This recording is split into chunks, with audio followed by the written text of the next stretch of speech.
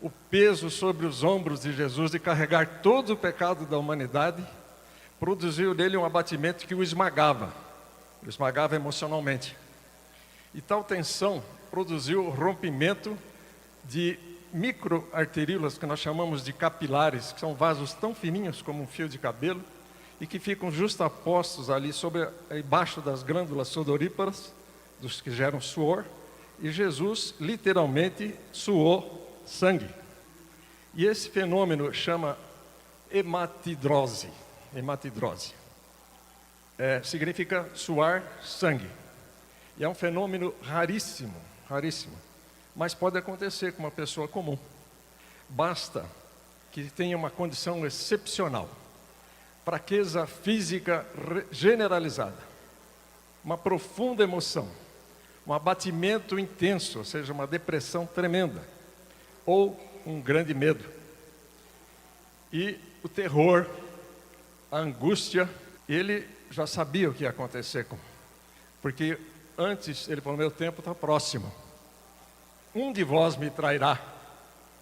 E na última ceia ele ergue o cálice e fala: este é o meu sangue, o sangue da aliança que será derramado por vós para perdão dos pecados. E no Getsêmani, vendo que a hora chegava, ele falou: Pai, afasta de mim esse cálice. E no Sinédrio, o Sinédrio hebraico envia Jesus a Pilatos. Este cede, ordena a flagelação de Jesus, o outro. E os soldados romanos desposam Jesus e os prendem a uma coluna de pedra, com grilhões, com algemas de ferro. E a flagelação se efetua com chicotes, com chicote romano. O chicote romano era diferente. Olha lá. O chicote romano, ele tinha bolinhas de ferro na ponta, ou alcinhos, e tinha garras. E à medida, os carrascos eram 2 de cada lado. 2 carrascos mais altos e 2 mais baixos. E a pele, quando as bolinhas prendiam, as garras prendiam na pele de Jesus, e o carrasco puxava o chicote, aquilo sangrava, o sangue espirrava. Cada chicotada equivalia a dezenas de ferimentos, de lacerações na pele de Jesus. E aquilo vinha acompanhado de um suor frio na fronte de Jesus, vertigem, náusea, calafrios ao longo das costas. E se Jesus não tivesse algemado aquela coluna, ele poderia cair numa poça de sangue. Depois do flagelo, como se não bastasse, veio a coroação. Seguinte. Com longos espinhos mais duros que os espinhos da acácia, os algozes, eles construíram uma coroa de espinhos e aplicaram sobre a cabeça de Jesus. Os espinhos penetram no couro cabeludo e todo cirurgião, todo médico sabe que o couro cabeludo é ricamente irrigado, tem vasos calibrosos e aquilo quando sangra os borbotões. E o sangue escorre pela cabeça de Jesus. E depois Jesus é levado de novo por Pilatos. E ele coloca Jesus de frente da multidão. E aquela multidão enfurecida fala: prefere Barrabás. E então ele indica a crucificação de Jesus. Não existe nenhum método de execução mais cruel, mais desumano, mais doloroso e mais terrível do que a crucificação. É aquilo que a mente maligna do homem criou. E ultrajante também, porque o condenado ele era despojado das suas vestes. E Jesus, eles colocam sobre o ombro de Jesus a viga horizontal da cruz, que pesava mais de 50 quilos, feita de uma madeira rude, e a estaca vertical já estava cravada lá no Gólgota. O percurso é mais ou menos de 600 metros. E Jesus arrasta um pé, depois do outro, porque ele está anêmico, desidratado, abalado, os seus rins foram machucados. E frequentemente ele cai sobre os joelhos.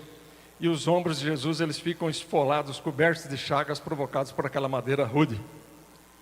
Quando cai por terra, a viga lhe escapa, escorrega, esfola ainda as suas costas, que era uma chaga só.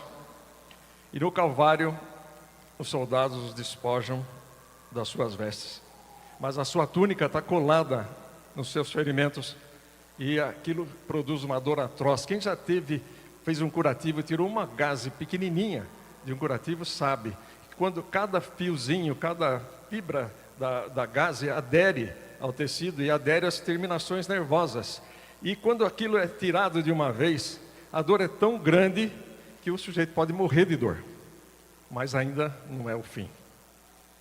O sangue escorre, Jesus deitado de costas, suas feridas se enchem de pó e de pedregulhos.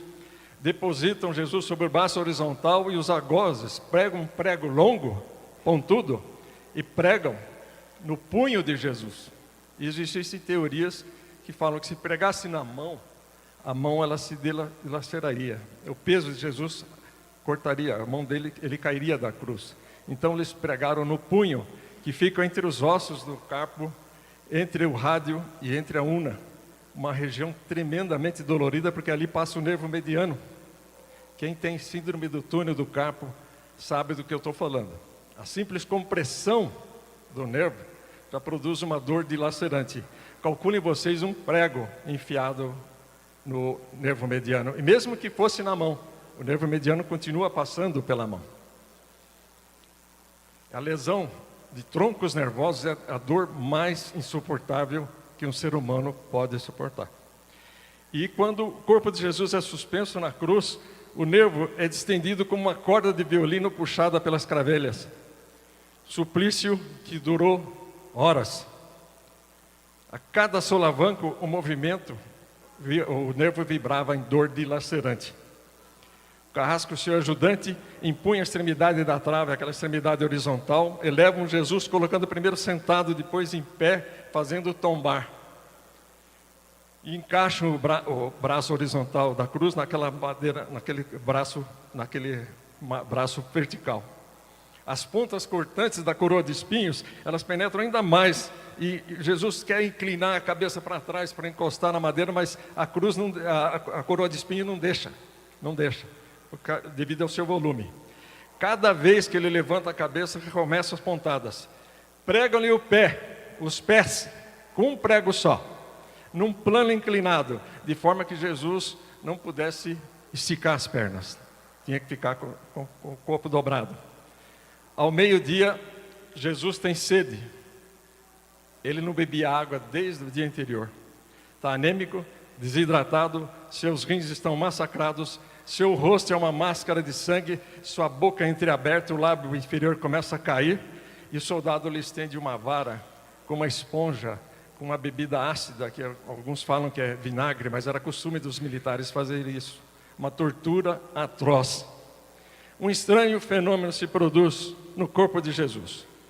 Eu fiz o teste em casa, eu fiquei 5 minutos com o braço levantado.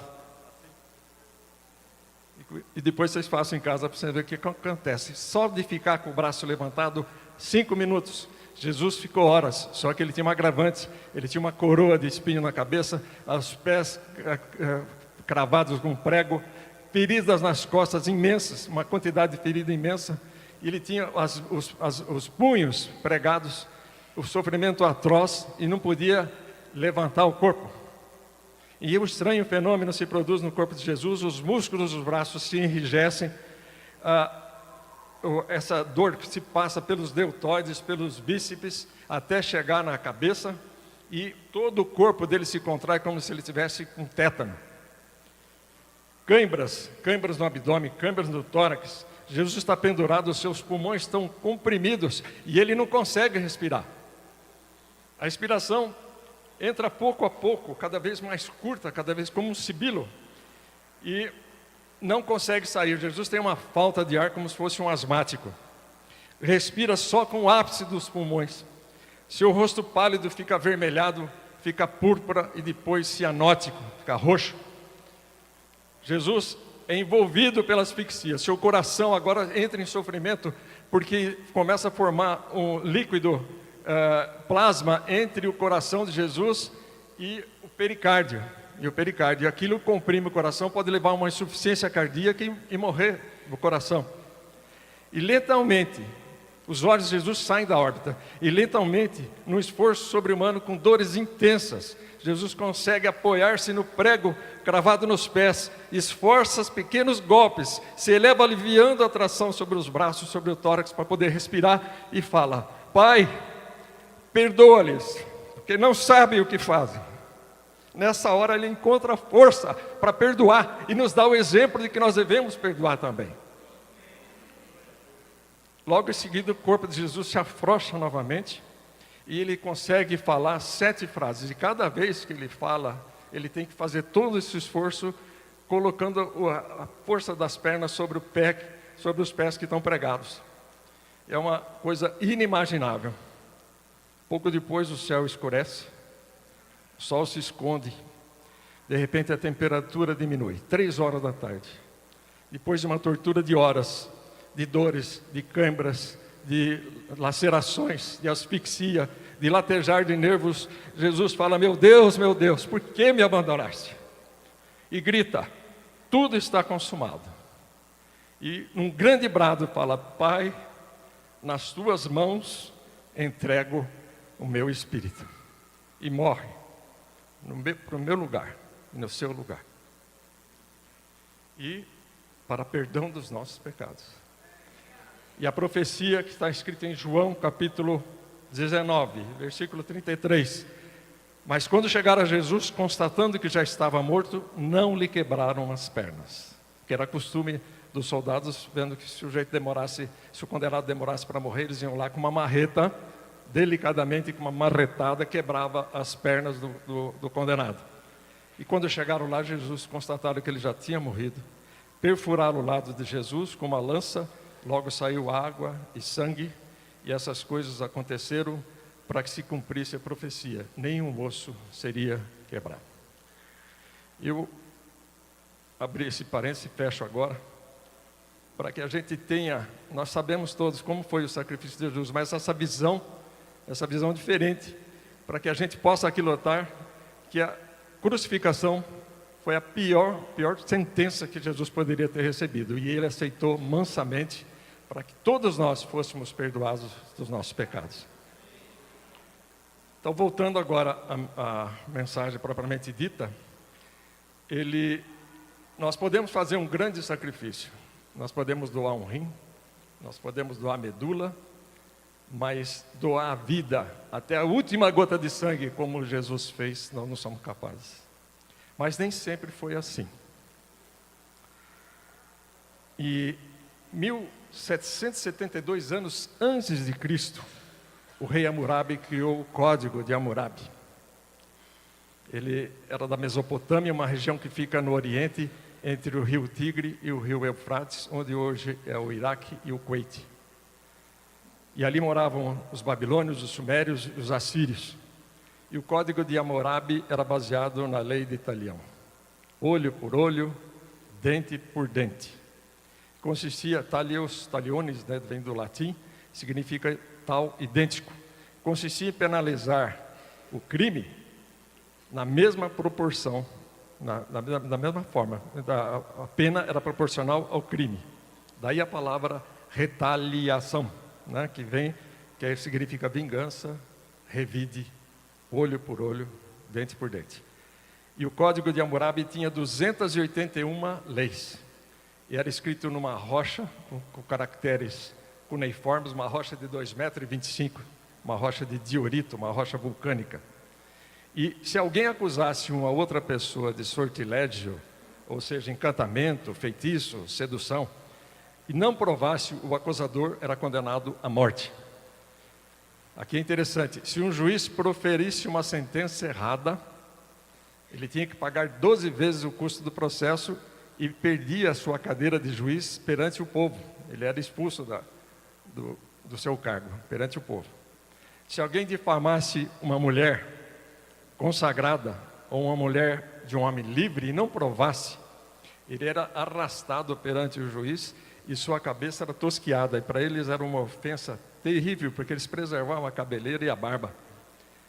Se a esposa de alguém fosse flagrada em adultério, Os dois eram amarrados juntos e jogados na água para morrer afogado. Essa era a lei de Italião, o código de Hammurabi. E de repente vem Jesus e fala que nós devemos perdoar os nossos inimigos, que nós devemos orar pelos nossos inimigos, que nós devemos dar a outra face, que nós devemos perdoar 70 vezes 7. Se hoje, com toda a nossa espiritualidade, com todo o nosso conhecimento bíblico, com tantos anos de igreja ouvindo pregações a esse respeito, se hoje nós temos dificuldade para perdoar, calcule naquela época a revolução que a palavra de Jesus provocou. E perdoar vem do latim, que significa remir, conceder indulto gratuito, remissão de qualquer ofensa ou dívida. Em suma, desistir de qualquer reivindicação, seja ofensa, seja dívida. E não é para nós cristãos, é um princípio espiritual, é uma ordem. Está lá em Mateus, não precisam abrir a Bíblia, que eu vou falar vários versículos. Está lá em Mateus, Mateus 6, 14 e 15. Pois se perdoardes aos homens as suas ofensas, também o Pai Celestial vos perdoará a vós.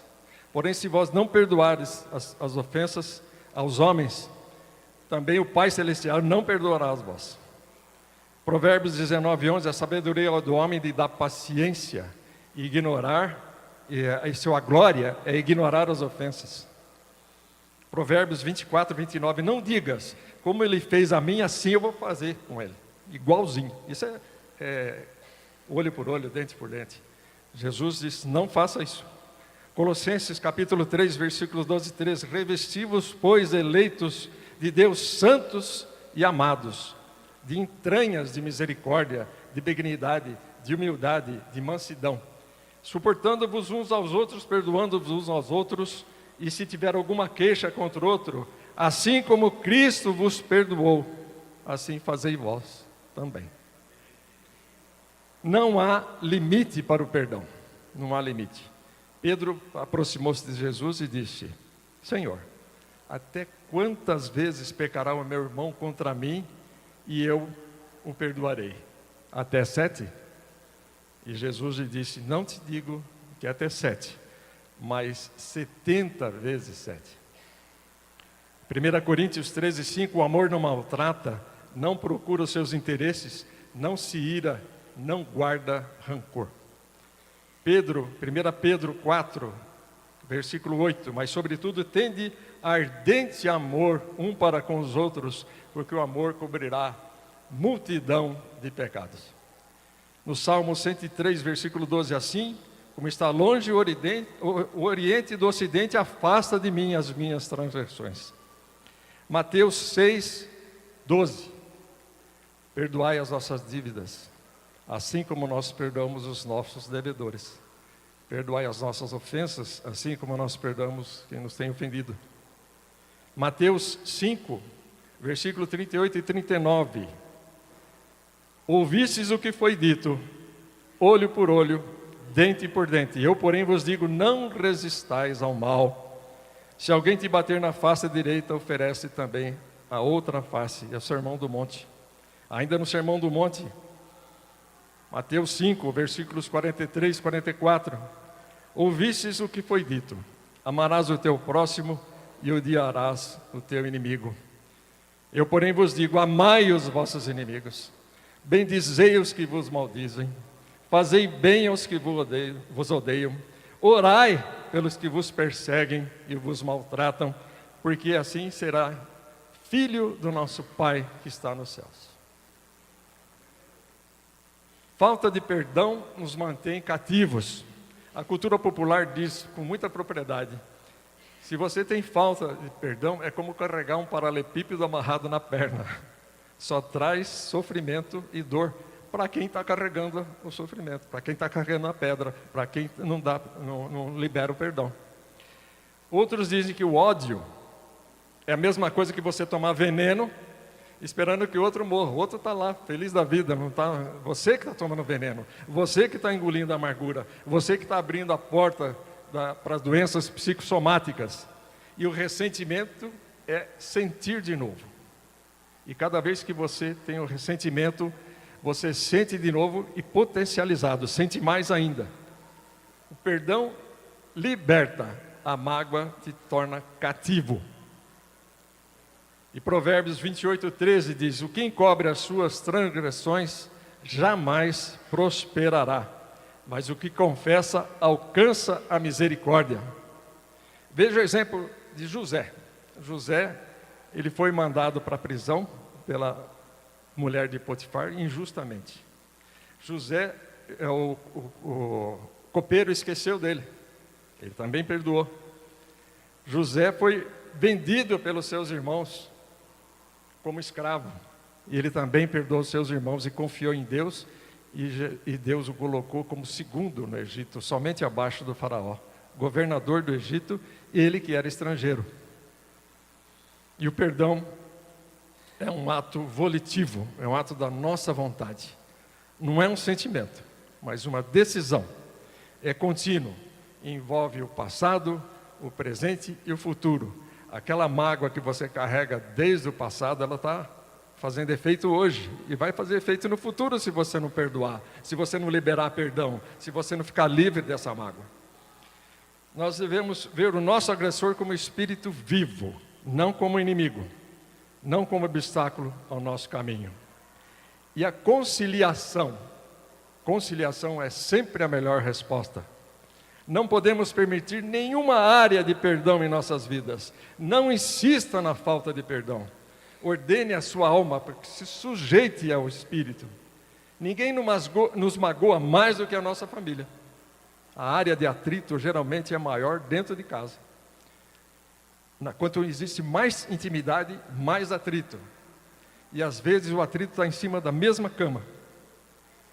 Peça perdão ao seu cônjuge, peça perdão à sua esposa, peça perdão ao seu marido, peça perdão aos seus filhos, ensina teus filhos a pedir perdão.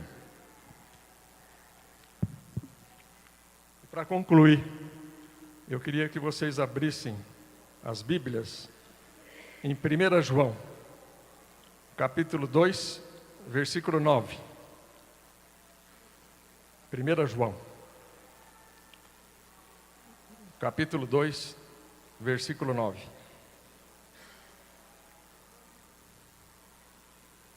Quem já abriu, levanta a mão.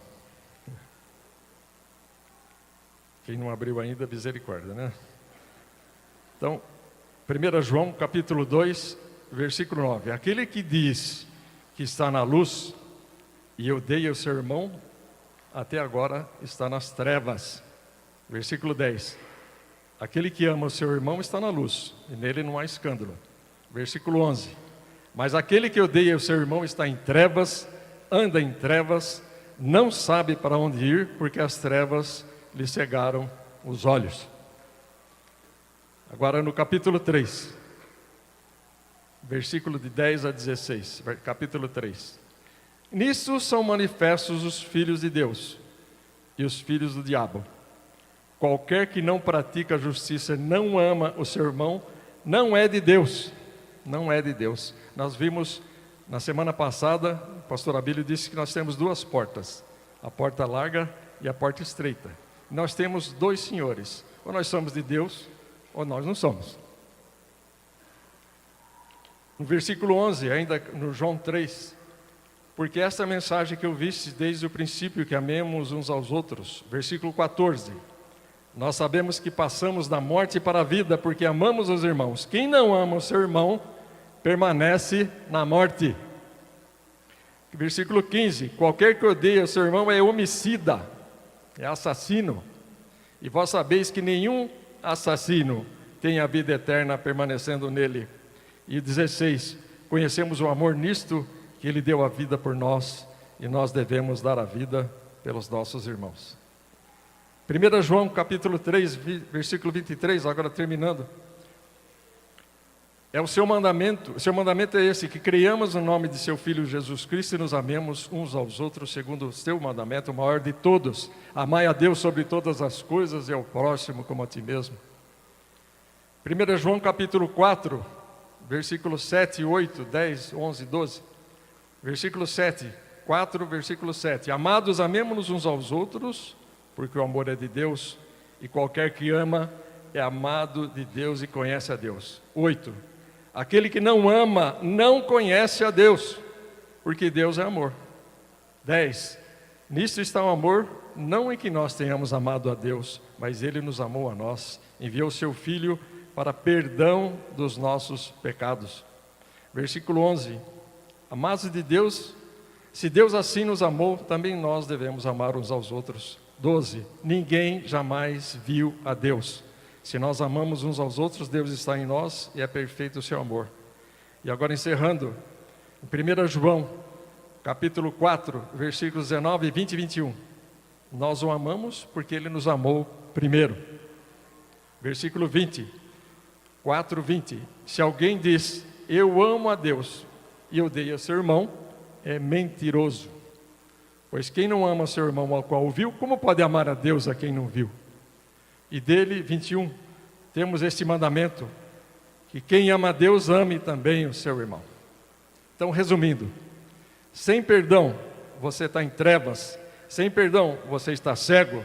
Sem perdão, você não é de Deus. Sem perdão, você permanece na morte. Sem perdão, você é mentiroso, homicida e não conhece a Deus. Forte, forte isso. Eu queria pedir ao Bilão, assim como ele fez na terça-feira, que ele fizesse um apelo para que não haja falta de perdão na igreja. Qualquer área. Libere perdão, peça perdão, ensine teus filhos a pedir perdão. Se nós queremos atingir a santificação, o caminho é o perdão. Se nós não perdoamos, se nós carregamos a pedra amarrada na perna, se nós odiamos o nosso inimigo, se nós tomamos o veneno todo dia pensando no nosso inimigo, não perdoando o nosso inimigo, nós não atingimos a santificação. Amém? Olha, é difícil tanto perdoar como pedir perdão. Eu acho, as duas coisas precisam de humilhação. Você, para pedir perdão, precisa se humilhar. Você, para perdoar, precisa se humilhar. Você, para pedir perdão, tem que tomar a decisão e fazer o sacrifício. E você, para perdoar, tem que tomar a decisão e fazer o sacrifício. Não existe, em questão de pedir perdão e perdoar, aquela coisa assim, quando eu sentir, eu o procuro. Você nunca vai sentir. Você tem que tomar uma decisão. E agora é hora de tomar a decisão, de pedir perdão, de perdoar. E olha, quando você perdoa, não precisa outra pessoa ter vindo para pedir perdão. Não precisa. Você toma a decisão de perdoar. Amém? tvcmc.com.br é o nosso canal para compartilhar o Evangelho do Reino de Deus e o senhorio de Jesus Cristo.